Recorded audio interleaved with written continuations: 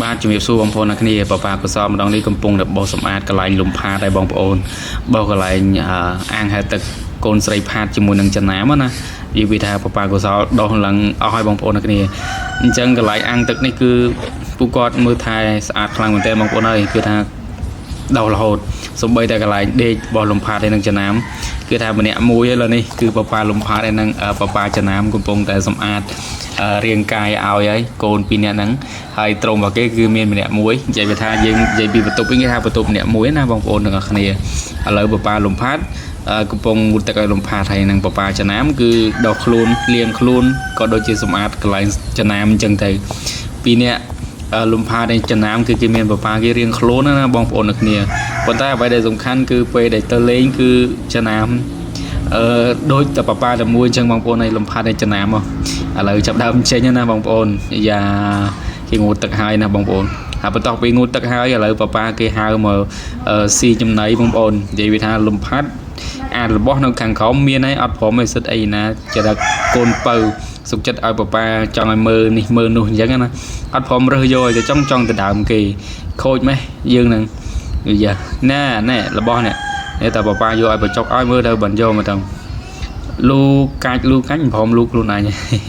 ហើយយ៉ាចេះតែបងប្អូនគេយកជើងជន់នេះណាកាច់យកមួយដាក់ចូលមាត់ផ្លុកហ្នឹងហើយបងប្អូនអ្នកគ្នាមួយថ្ងៃគឺបបាលំផាតគឺមើលថែទុកដាក់ទៅលើចំណាមលំផាតខ្លាំងមែនតើទាំងបបាចំណាមទាំងបបាលំផាតចំណាមហើយលំផាតលើនេះគឺគេបន្ទាប់ពីបបាងូតទឹកហើយគេមកស៊ីចេកស៊ីអីនៅខាងក្រៅណាហើយបើលំផាតបងប្អូនបើចំណាមគេធំហើយគេធ្វើចរិតចាស់ទុំណាតែផ្លាច់អីតែលំផាតទេគេធ្វើគេបងប្អូនគេមានបបានៅហ្នឹងគឺគេបានដៃគេណាសំបីមួយស្និតហ្នឹងជីកមួយស្និតគេយកដាក់មុខគេយ៉ាពេលចំណាមទៅយកគេលូកដៃតុបនិយាយអត់ឲ្យបងប្អូនលក្ខណៈអត់ឲ្យខូចដែរលំផាតរៀងគេឡើងកម៉ាប់ហើយកន្លែងជើងជួបអន្ទាក់ហ្នឹងឡើងកឡើងបងប្អូនបន្ទាប់គេស៊ីហើយគេងូតទឹកទៀតហើយបងប្អូនលេងទឹកអាងដែលបបាគេសម្អាតហើយមិញណាយ៉ា